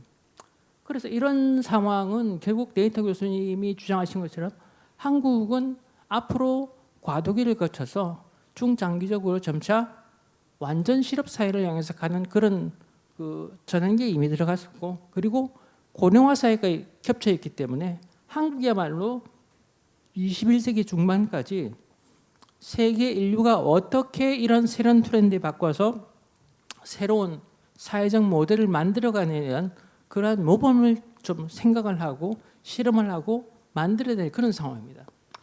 그래서 보통 이런 상황에 관련되고 이런 논리가 나오면은 로봇계에서는 우리는 열심히 청년들의 로봇 창업을 지원합니다. 그리고 로봇 인력을 전문 인력 양성해서 이렇게 해서 뭐 고용 효과를 늘리겠습니다. 하시겠습니다만 제가 볼 때는 일반인의 관점에서 로봇의 발전, 로봇 자동화, 인공지능의 발전을 약간 그 잠재적 위협으로 간주하는 게 아니고 저 트렌드, 저 산업이 성장함으로써 나에게 이익이 돌아오게 할 수 있는 그러한 사회적 공공재의 일종이다라고 간주를 하기 위해서는 그 공공재로 인해서 자기한테 뭔가 돈이 들어오는 게 있어야 되겠죠. 그래서 요즘에 주식이나 부동산이나 뭐 미국의 테슬라에 투자해가지고 막 얼마 만에 주식 뭐 몇십 % 벌었다 하는 이런 얘기하고 비슷하게 나 요즘 로봇에 투자해서 2달 만에 30% 벌었는데 야 정말 좋더라. 진짜 특히 그 한국 로봇의 뭐 A하고 B 그쪽에 그 포트폴리오 끝내주더라. 이런 얘기가 아침에 직장인들, 아주머니들 사이에서 화제거리가 되는 그러한 상황이 되는 것이 어떻게 보면 우리 한국 산업계가 로봇 산업계가 생각할 수 있는 가장 최상의 시나리오가 아니겠는가. 그래서 이러한 그 시대가 되면은 이제 개별 로봇의 성능보다도 어쨌든 그 사회 전체가 갖고 있는 하나의 자동화된 로봇 인프라, 로봇의 소유권하고 경제적 수익을 갖다 어떻게 배분하냐가 훨씬 더 중요한 시기가 오거든요. 왜냐하면 아무리 열심히 교육시키고 애들한테 해줘도 실제로 정규직 일자리가 줄어드는 건 어쩔 수 없기 때문에 그러면 그 줄어드는 데 대해서 뭐 로봇택스가 되든 뭐든 했는데 저는 로봇에 세금을 붙이는 건 그건 상당히 구시대인 사고 방식이고요. 이렇게 그 최근에 그 박영선 그 서울시장 후보가 주장했듯이 뭐 포트폴리오 프로토콜 경제라고 하는데 그 자리에 사실 로봇을 넣어도 딱 그대로 맞습니다. 그래서 지금 상황에서 어떻게 보면 전 코인 같은 걸 좀 생각을 좀 해봤는데요. 로봇 코인이라고 이름은 뭐 바꿔도 되겠습니다만 어쨌든 실체도 없는 디지털 코인을 갖다가 금보다도 훨씬 더 귀중하게 물론 몇 년 전에 저기 비트코인이 뭐 6천만, 7천만 원 간다고 하면 사람 다 저 사기꾼이라고 어떻게 보면 사회적 치탈받는 그런 상황이었습니다만 어쨌든 사회적 변화는 생각보다도 굉장히 미래의 변화는 우리한테 빨리라고 보고 있습니다. 같은 상황에서 이런 자동화 로봇의 그 생산 가치를 사회적으로 분별할 수 있는 그런 디지털 화폐에 추리하는 상당히 타당성이 있고 사회적 명분도 있고 순기능도 충분합니다. 그리고 우리나라 시장 서울시장 후보로 나오시는 분께서 이러한 그 코인 기술 이런 걸 이용을 해가지고 사람들에게 좀 더 순발적인 그 사람들에게 여러 가지 사회적 가치를 배분하냐고 주장하는 상황에서 어떻게 보면 이런 발상이 참 중요하지 않겠나 생각을 합니다. 그래서 앞으로 기본소득이 한국 사회 화두가 되었듯이 기본 로봇 혹은 뭐 베이직 로봇의 뭐 접근권 이런 것도 상당히 우리 한국 로봇 산업업계가 세계에 우리가 기술 발전 외에 좀 내밀 수 있는 그러한 하나의 개념이 될 수 있지 않을까 하는 생각을 합니다. 그래서 중국말에 전가통신, 즉 돈이 있으면 귀신도 부를 수 있다라고 하는데, 저는 앞으로 돈이 있으면 로봇도 부를 수 있다가 기본적으로 상식이 되어야 된다고 생각합니다.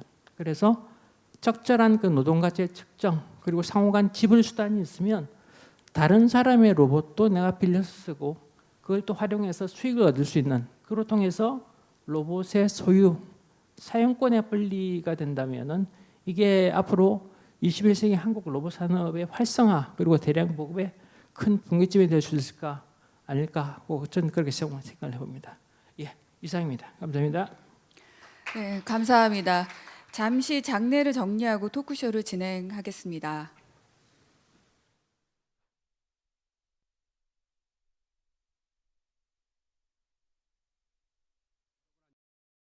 토크쇼 로봇 대항해 시대 무엇을 준비해야 하나 자장을 맡게 된 고려대학교 송재보 교수입니다. 작년부터 그 전 세계를 휩쓸고 있는 우리 코로나 사태는 로봇에도 큰 영향을 미쳤습니다. 이제 작년에는 우리나라 국내외의 로봇 기업들의 뭐 매출이라든지 수익이 감소하는 그러한 부작용도 있었지만, 그 사람들이 예전처럼 모이거나 또는 이동하지 못하는 환경에서 로봇의 역할이 점차 이제 중요해지고요. 또 특히 방역이라든지 배달이 사회적 화두로 떠오르면서 이제 관련된 로봇에 대한 수요가 급증하는 등 긍정적인 영향도 많이 있었습니다. 코로나 이 백신 접종이 전 세계적으로 시작이 되면서 이제 미국에서는 뭐 시장이라든지 산업 기업이 지금 본격적인 코로나 이후의 시대를 준비하고 있다고 합니다. 이러한 시기에 오늘 토크쇼는 코로나 이후를 준비하는 우리 로봇 기업 및 로봇 연구자, 그리고 정부 및 일반 국민들에게 좋은 인사이트를 제공해주는 그러한 행사가 아닐까 합니다. 잠시 전에 그 5분의 발제를 들으셨는데요. 주로 이제 우리 로봇의 전성 시대, 로봇의 대항해 시대에 사회가 어떻게 변하고 또 우리는 어떻게 대처하고 사람과 인간의 바람직한 공존 전략은 무엇인지, 로봇 생태계는 어떻게 변해야 되는지에 대한 내용이었습니다. 좀 시간이 많이 경과되긴 했지만 지금부터 나머지 시간 동안 오늘 발표를 해준 우리 패널들을 모시고 이 발제 내용에 대해서 좀 더 토론을 해보도록 하겠습니다. 그 아까 다 소개가 있었지만 오늘 그 발제를 해주신 그 5분의 패널을 다시 한번 소개를 시켜드리겠습니다. 제 옆에 코가플렉스의 대표이신 서유룡 대표님 자리하셨고요. T-로보틱스의 박현섭 부사장님 자리하셨습니다. 그리고 경희사이버대의 민경배 교수님 자리하셨습니다. 제 오른쪽에 성균관대학교 최영렬 교수님 자리하셨고요. 또 카이스트의 배일환 교수님께서 자리를 해주셨습니다. 자, 이 첫 번째 토크쇼 주제가 코로나 이후 펼쳐질 본격적인 로봇 대항해 시대를 맞아 우리가 무엇을 준비해야 하고 어떻게 이 시대를 맞이해야 될지입니다.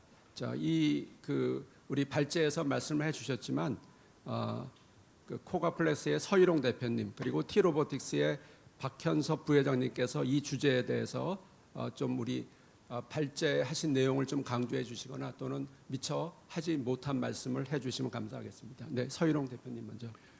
예, 안녕하세요.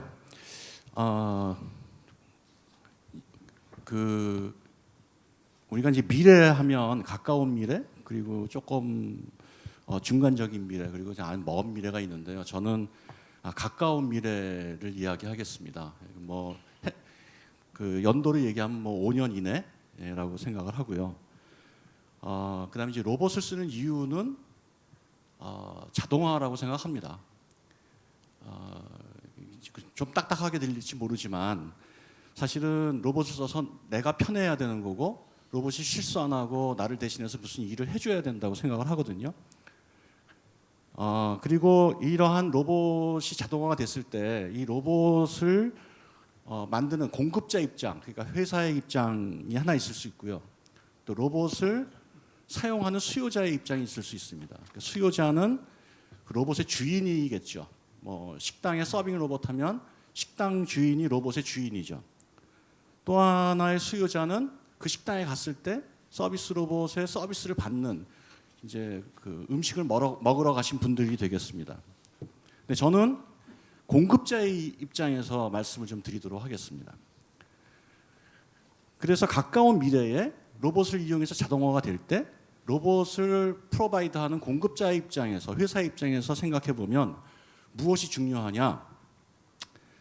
무엇을 준비해야지 회사가 잘 될까? 결국은 이제 실수 없는 로봇을 만들어야 됩니다. 그러니까 지금까지 로봇 비즈니스가 솔직하게 얘기해서 잘 안 된 이유는 로봇을 만들었는데 경제성이 없다라는 이유가 가장 큰 이유 같습니다. 앞으로 이 실수 없는 로봇, 경제성 있는 로봇이 그러면 앞으로 5년 이내에 획기적으로 생기겠느냐? 저는 그렇게 생각하지 않습니다. 실수 없는 로봇을 만드는데 엄청나게 많은 시간을 투자해야 되고 우리가 준비를 해야 될 것 같습니다. 한 가지 말씀을 드리면 로봇을 만드는데 크게 두 축이 있습니다. 소프트웨어 알고리즘이라고 하는 축이 있고요. 또 하나는 이제 하드웨어라는 축이 있는데 이 두 가지 축을 전부 다 신뢰성 있게 만들어야 됩니다. 요즘에 그 가장 최근에 나오는 것 중에 하나 말씀드리고 제가 이제 말을 마치겠습니다. 알고리즘 중에 카메라나 아니면은 뭐 라이다 스캐닝을 해서 내가 이제 환경을 인식하고 그 환경에서 무슨 일이 일어나는지를 판단하는 그런 알고리즘들이 굉장히 많이 있습니다. 근데 요즘에 무슨 얘기하냐면 그렇게 판단을 한 것에 대해서 스스로 certificate 인증을 해야 된다는 겁니다. 그러니까 내가 지금 센서로부터 데이터를 프로세싱해서 나온 결과를 스스로 서티피킷을 발행할 수 있는 정도가 돼야만 그러한 정보를 쓸 수가 있는 겁니다. 그러지 않으면 얘가 로봇인 경우에는 행동을 하기 때문에 굉장히 위험할 수도 있고 예기치 않은 사고가 날 수도 있기 때문에 절대로 이게 상용화하는데 굉장히 버틀렉이죠. 그래서 저는 가까운 미래에 우리가 로봇을 정말 많이 만나려면 실수 없는 로봇을 우리 로봇 매니팩처러들이 잘 개발해서 만들어야 된다고 생각하고 그걸 위한 여러 가지 준비를 좀 해줬으면 좋겠다고 생각합니다. 그걸 위해서 정부도 많이 좀 도와줬으면 좋겠습니다. 감사합니다. 네, 감사합니다. 우리 그 서희룡 대표님께서 이제 오랫동안 학계에 계시다가 최근 이제 그 기업을 운영을 하시면서 느낀 소회를 말씀을 해주신 것 같습니다. 앞으로 이제 그 실수 없는 로봇, 경제성 있는 로봇을 개발하는데 이제 매진하시겠다고 말씀을 해주셨고요. 박현섭 부장님 말씀해 주시죠. 예, 그 우리나라의 그 로봇 산업의 그 발전 전략이나 로드맵은 산업부를 중심으로 이루어지고 있는데요. 이것을 좀 발전적으로 좀 확대하고 했으면 하는 희망인데 기존의 그 산업을 보는 관점에서 국가 사회 문제로 보고 또 일반 국민들한테도 어떤 큰 비전을 줄 수 있는 그러니까 좀 더 큰 국가 차원의 그림을 담을 수 있는 로봇 산업 발전 전략과 로드맵을 만들어서 모든 연구자나 국민들이 하나의 그 그림을 그릴 수 있는 그런 게 좀 확대됐으면 하는 생각입니다. 네, 우리 박현섭 부장님께서는 그 국민에게 큰 비전을 줄 수 있는 로봇에 대한 종합적인 뭐 발전 계획이라든가 전략 같은 것들이 필요하다고 말씀을 해주셨습니다. 그 두 번째 토크쇼 주제는 로봇이 일상화된 전성 시대에는 어떤 변화가 있을지입니다. 아까 그 인문학자이신 민경배 교수님 또 미래학자이신 배일환 교수님이 자세히 말씀을 해주셨는데요. 우리 시간이 없으니까 우리 두 분께서 이번에는 좀 간략하게 말씀을 해주시면 감사하겠습니다. 먼저 민경배 교수님 부탁드립니다. 네, 뭐 많은 이야기를 다 해서 드릴 수 없으니까 한 가지 사용만 가지고 말씀드릴게요. 이제 최근에 기사를 보니까 우리나라에서 지금 반려동물을 키우는 가구가 4가구가 한 가구라고 합니다.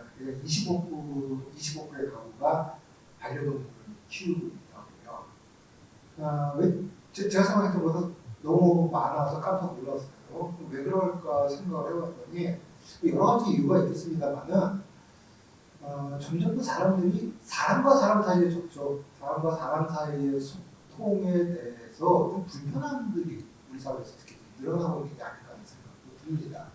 지금 코로나19로 인해서 소위적 단절이라고 하는 것들은 과거에 비해서 훨씬 커졌죠. 훨씬 커졌습니다만은 그래서 사람들은 계속 이제 접촉을 열망하고 만남을 열망하고 있다라고 생각을 합니다만은 큰 트렌드로 봤을 때는 사람들은 점점 직접적인 접촉은 좀 회피하는 방향으로 어떤 생활 패턴들이 바뀌어 왔어요. 그 과정이 오래됩니다. 가령 요즘은 직접 전화하는 것보다는 문자를 더 선호하죠. 직접 목소리를 주고받는 것보다는 건조한 문자로 정보를 주고받는 것을 훨씬 더 편해합니다. 재택근무 늘어나면서 이제는 사람들이 차라리 재택근무가 편하다 이렇게 많이 생각을 하고 있습니다. 점점 사람과 사람 사이의 접촉은 줄어듭니다.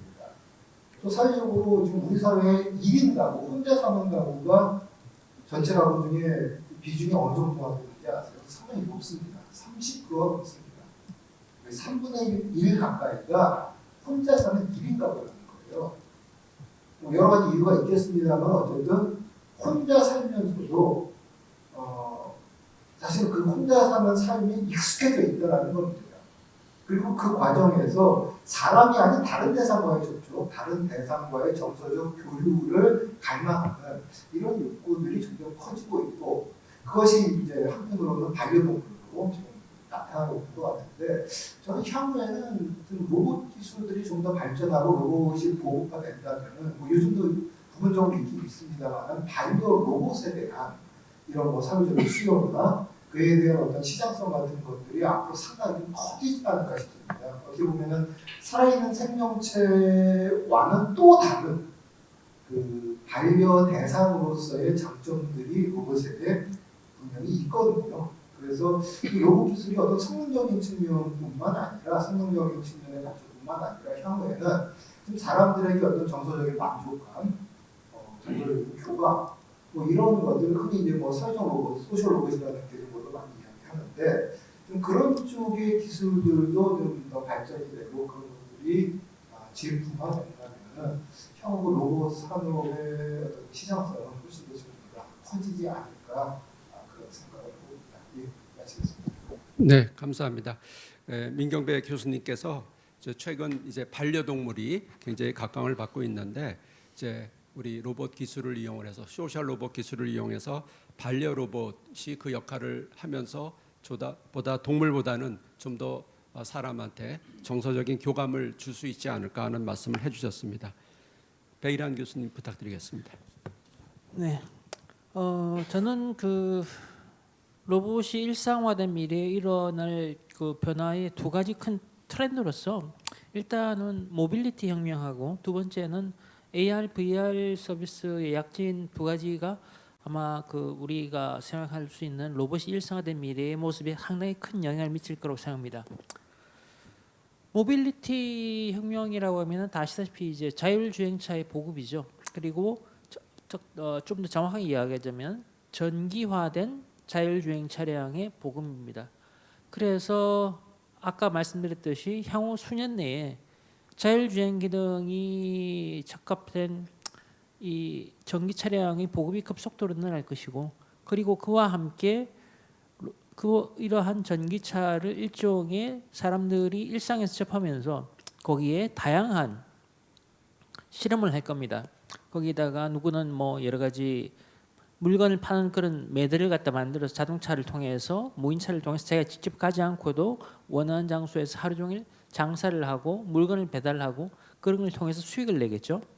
그걸 통해서 하다 보면은 또 그 움직이는 자율주행차와 관련된 자동화 수요, 즉 원격에서 그 자동차가 이런 일도 해줬으면 좋겠네.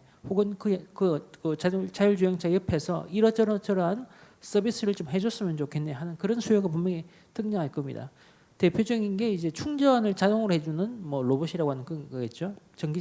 자동차에 충전해주는 그런 뭐 배터리가 달린 그러한 충전 차량을 또 로봇이라고도 하는데 그거 말고도 굉장히 트렌드가 많이 등장할 거고요. 그리고 AR, VR 서비스의 약진도 우리 로봇이 일상화된 미래에 상당히 중요한 영향을 미칠 겁니다. 왜냐하면 AR과 VR 서비스는 기본적으로 사람과 사람들이 만남에 있어서 이 공간적인 제약을 갖다 없애주죠. 그러니까 안경만 하나만 끼면 바로 옆에 없던 사람들이 막 생기고 그 사람들과 자유롭게 소통을 할 수 있는 그런 이제 서비스는 앞으로 비약적으로 지금 발전하고 있습니다. 그런데 그와 동시에 사람들이 보고 바로 옆에서 있는 것처럼 너무너무 생생한데 그러면 그 다음 단계는 만지고 싶어합니다. 개입을 하고 싶어합니다.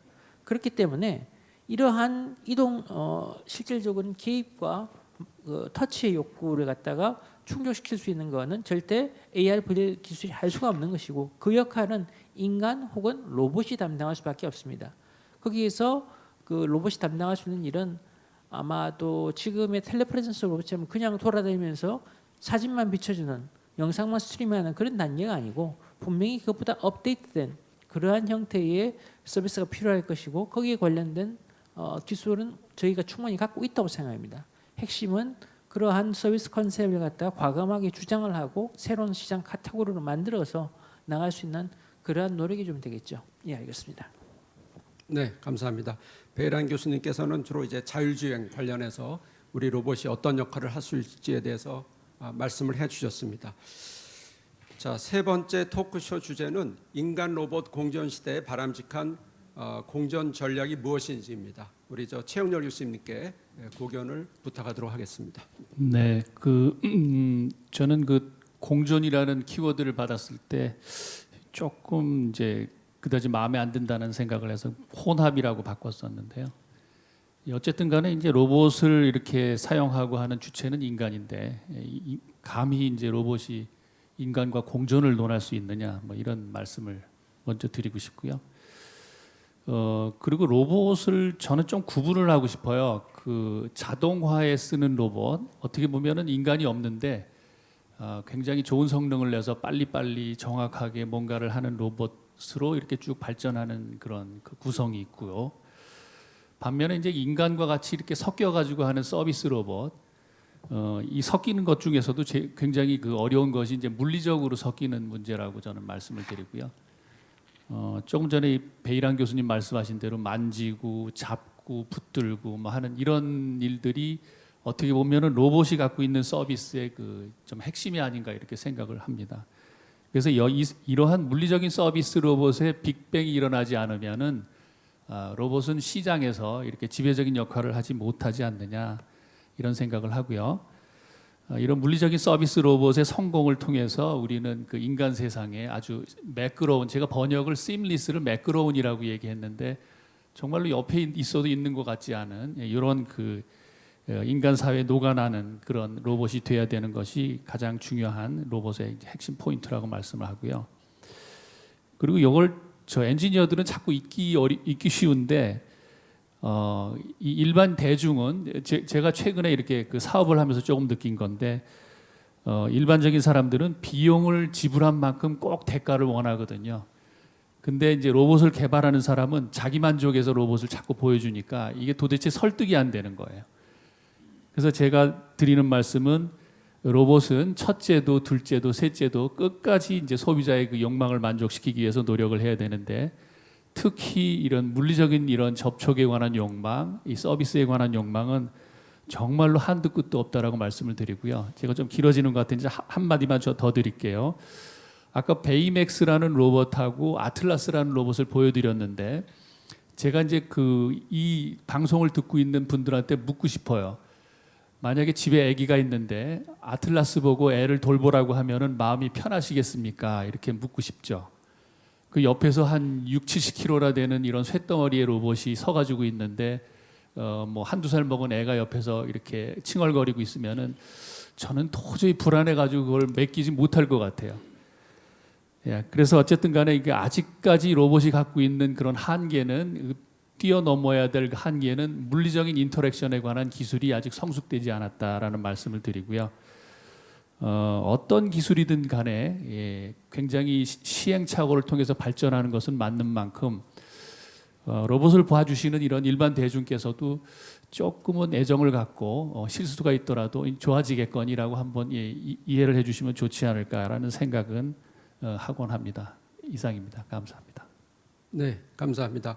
그 최영렬 교수님께서 이제 여타 다른 기술들 뭐 가상 현실이라든가 이러한 로봇이 아닌 그 다른 분야가 제공해 줄 수 있는 그런 기술보다는 이 로봇만이 그 제공할 수 있는 어떤 물리적인 서비스라든지 이런 걸 강조를 해주셨고요. 그 다음에 그 저희 이제 로봇 하는 분 연구자들은 이제 소프트 로봇이라고 하는데 아까 그 베이 박사와 같은 그 소프트 로봇의 중요성도 말씀을 해주셨습니다. 자 이제 마지막 주제는요. 로봇 산업 발전을 위해서 우리나라 로봇 그 생태계가 어떻게 변해야 되고 또 로봇 산업의 활성화 방안이 무엇인지에 대한 주제인데요. 그 우리 지금 기업에 계신 서희롱, 박현섭, 최은열 교수님께 또 직접 현장에서 느끼신 이야기를 포함을 해서요. 그 로봇 산업 발전 생태계 뭐 산업 활성화 방안을 그 여쭤보겠습니다. 제가 얼핏 생각이 나는 게요. 그 2000년대 초 한 2001년도 2년도에 저도 이제 그때 젊은 교수로서 이제 국가 과제 기획하는데 많이 들어갔고요. 그때 그 외국의 전문 업체들이 로봇 산업을 예상하는 그 통계가 지금도 기억에 생생한데요. 2017년도가 되면 로봇 산업의 규모가 전 세계 자동차 산업의 규모를 능가할 것이다라는 굉장히 그 세계적으로 권위 있는 전문기관의 예측이 있었습니다. 근데 뭐 아시다시피 2017년이 몇 년 전에 지나갔지만 아직 그 로봇 산업의 규모는 그다지 기대만큼 크지 못한 것 같습니다. 그래서 앞으로 우리 모든 사람들이 미래에는 로봇이 뭐 사람을 대신하건 하여튼 굉장히 규모가 커지리라고는 다들 예상을 하고 있는데 아직은 그 예상만큼 커지지 못하고 있는 것 같습니다. 그래서 꼭 국내뿐이 아니고 우리 로봇 생태계, 로봇 산업이 어떻게 발전해야지 이렇게 시장도 커지고 궁극적으로 우리 일반 사람들한테 도움을 줄 수 있는지에 대한 의견을 간단히 듣도록 하겠습니다. 먼저 서 교수님 먼저 하시겠습니까? 예. 스타트업 이제 코가플렉스는 그 AI 로봇의 그 솔루션을 그 프로바이드하는 회사입니다. 그러니까 이제 고객이 어떻게 보면 로봇 회사입니다. 그래서 로봇 회사에 저희 솔루션을 주고 그리고 그 솔루션과 기존의 로봇 회사가 지금 어려워하는 것들을 잘 해결을 해서 상품으로 만들어서 이제 파는 이게 이제 비즈니스 모델인데요. 이제 제가 이 일을 하면서 이렇게 한 이유는 로봇을 하나 만들려면 아까 제가 그 주제 발표할 때 보여드렸던 그림 안에 있지만 회사 입장에서 로봇을 할 때 한 20가지 이상을 생각해야 됩니다. 그러니까 뭐 맨 처음에 기획부터 시작해서 나중에 이제 판매하고 뭐 배송하고 뭐 AS까지 생각한다면 그것보다 더 많은 일들을 생각해야 됩니다. 특히 이제 생산을 한다 그러면은 뭐 로봇 한 종류를 만드는데도 몇십억이 투자가 되지 않으면 절대로 만들 수가 없는. 근데 이제 그 정도 투자를 하면 가정이 뭐냐 하면 로봇을 10,000대 이상 만든다, 10,000대 이상 판다는 가정인데 사실 10,000대 이상 팔 수 있는 로봇이 지금 현재 인더스트리얼 로봇, 산업용 로봇하고 그리고 청소 로봇 정도죠. 그래서 그거 이외에 10,000대 이상 만드는 10,000대 이상 팔 수 있는 로봇을 만들면 몇십억을 투자해서 로봇을 막 만들 수 있을 것 같습니다. 그러니까 로봇 회사들도 어려운 거죠. 그러면 저희 같이 AI 로봇 솔루션 프로바이더는 어떻게 먹고 살아야 되는 거냐라는 것이 이제 굉장히 그 어려운 주제가 될 것 같고요. 생태계라고 하는 거는 결국은 지금 기존에 그러니까 어떤 새로운 로봇의 아이디어가 있을 때 이것을 빨리 현실화시킬 수 있는 어떤 그런 그 뭐라 그럴까요? 이런 진짜 그 체인이 만들어져야 되는데 어디 가서 누구에게 어떤 이야기를 해서 설득을 시킬 수 있을까? 그분들은 뭐 대량 생산, 그러니까 10,000대, 10만 대를 만들어야 제품 개발을 해주는 분들인데 뭐 샘플로 한 10대, 20대 할 테니까 해달라고 하면 안 해주는 거죠. 그래서 그런 것들이 굉장히 어려운 점이고요. 그래서 이런 생태계를 이룰 수 있는 그런 정보들을 좀 정부에서 이렇게 잘 엮어가지고 매치메이킹을 잘 해줄 수 있는 그런 방법이 있다면 좀 도움이 많이 될 것 같습니다. 네, 박현섭 부사장님. 예, 그 로봇은 아직 그 시장이 이제 막 열리는 상태라서 우리나라뿐만 아니라 외국 선진국도 정부에서 적극적인 R&D 지원을 하고 있습니다. 그래서 우리나라도 계속 정부의 지원이 계속돼야 될 것 같고요. 근데 그것만으로 충분하냐 이런 관점에서는 두 가지를 좀 말씀드리고 싶은데, 일단 그 푸시하는 쪽은 R&D 쪽인데, R&D 과제 기획이 유럽이나 미국에서 하는 R&D 과제 기획과 좀 차이가 있거든요. 그래서 저희도 퍼스트 무버가 하는 R&D 기획을 좀, 그러니까 로봇에 맞는 그 R&D 기획이 되어야 조금 더 효율적이 되겠다. 그리고 풀하는 잡아당기는 쪽은 이제 사회 쪽인데, 자동차 가려면 도로가 필요하듯이 로봇이 쓰이려면은 각종 법률과 제도가 좀 바뀌어야 되는데, 그런 것들이 좀 유기적으로, 그래서 로봇을 잘 쓰일 수 있는 사회를 만들고, 또 로봇 R&D가 어떻게 하면 좀 이렇게 활성화될 수 있는 기획이 잘 될까. 예. 두 가지 말씀을 드리고 싶습니다. 네, 감사합니다. 네. 그 뭐 이미 대부분 많은 좋은 말씀을 주셔가지고 이제 제가 간단히 말씀을 드리면은, 아까 그 로봇 그 서비스 프로바이더라는 말씀을 우리 그 서 교수님께서 해주셨는데요. 저는 이제 그 우리가 안내 로봇이라고 그래가지고 시장에 여러 가지 업체들에서 이제 나온 걸 봤는데, 한 가지 조금 그 이상한 점은 안내 로봇을 하는 업체들은 전부 다 플랫폼부터 안내 서비스까지 다 하더라라는 것이 조금 의문이었고요. 그래서 최근에 뭐 아이오닉에서 보면은 전기차 플랫폼 같은 것도 이제 만드는데, 로봇에서도 뭐 굴러다니는 로봇 정도라도 어떻게 보면은 공통적으로 플랫폼을 제공을 해서 서비스하는 회사는 서비스만 열심히 할 수 있는 뭐 그냥 자기 나름대로의 그 껍데기를 입혀서 서비스를 할 수 있는 뭐 이런 정도가 되면은 우리도 어느 정도 이제 생태계가 좀 완성이 되지 않을까. 여기 하나 잠깐 잊어버린 것은 똑똑한 컴포넌트를 정말로 믿음직하게 공급할 수 있는 업체가 국내에 있어야 된다, 이런 말씀을 드리고요. 조금 이제 비관적인 얘기가 자꾸 나와서 제가 잠깐 이렇게 그 북돋아 드리면은, 최근에 로봇 기업 중에서도 성공 스토리를 쓰는 기업들이 굉장히 많아요. 그 뭐 보신 뉴스에 나와서 보신 것도 있지만 실제로 기다리고 있는 좋은 기업들이 많습니다. 뭐 상장을 기다린다든지, 아니면 우리가 참 모르는 좋은 기업들이 너무 많다라는 것을 제가 벤처를 하면서 느꼈습니다. 그래서 좋아지고 있고 좋아질 수 있고 이런 포텐셜이 있다라는 걸 한번 믿어주시고 한번 격려를 해주시면 좋을 것 같습니다. 감사합니다. 네, 감사합니다. 그 시간이 얼마 남진 않았는데요. 혹시 그 오늘 오프라인으로 참여하신 오디언스 중에서 뭐 간단한 질문이나 아니면 또 코멘트가 있으면은 부탁을 드리겠습니다. 혹시 없으신가요?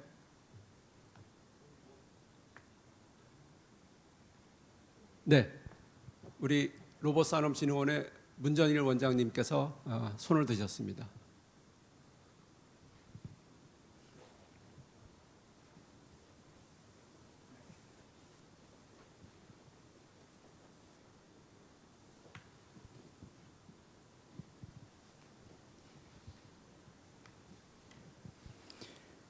예, 안녕하세요.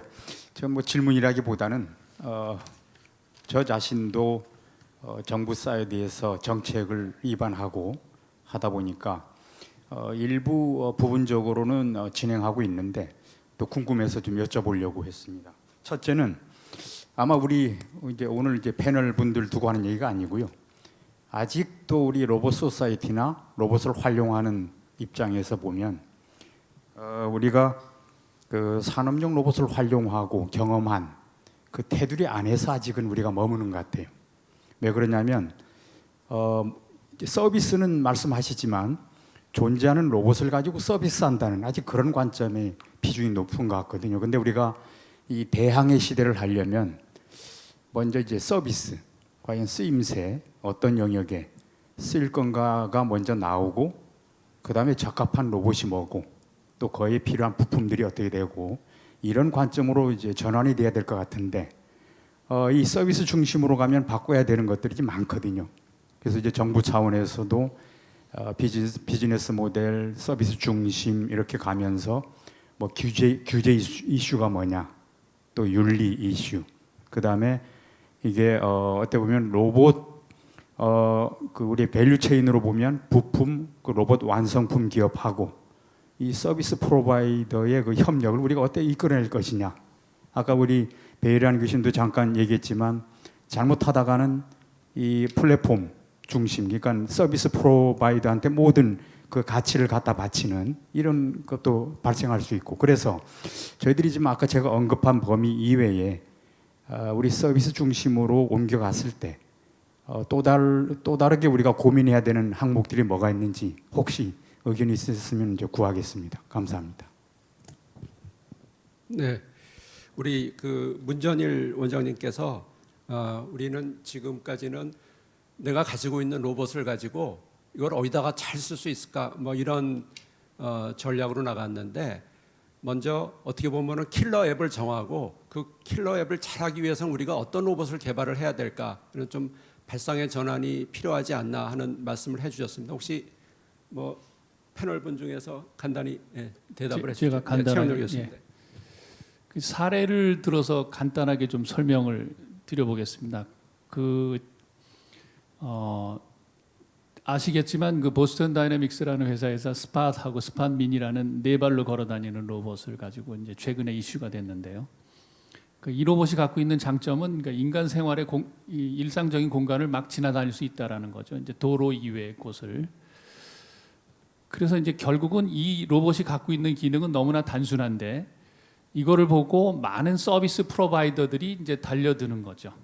그래서 제일 그 비근한 예가 뭐냐면은 뭐 가스나 뭐 혹은 뭐 석유 시추하는 데라든지 사람이 가고자 했는데 정말 로봇이 못 갔던 곳에 대한 서비스가 새로 생기고요.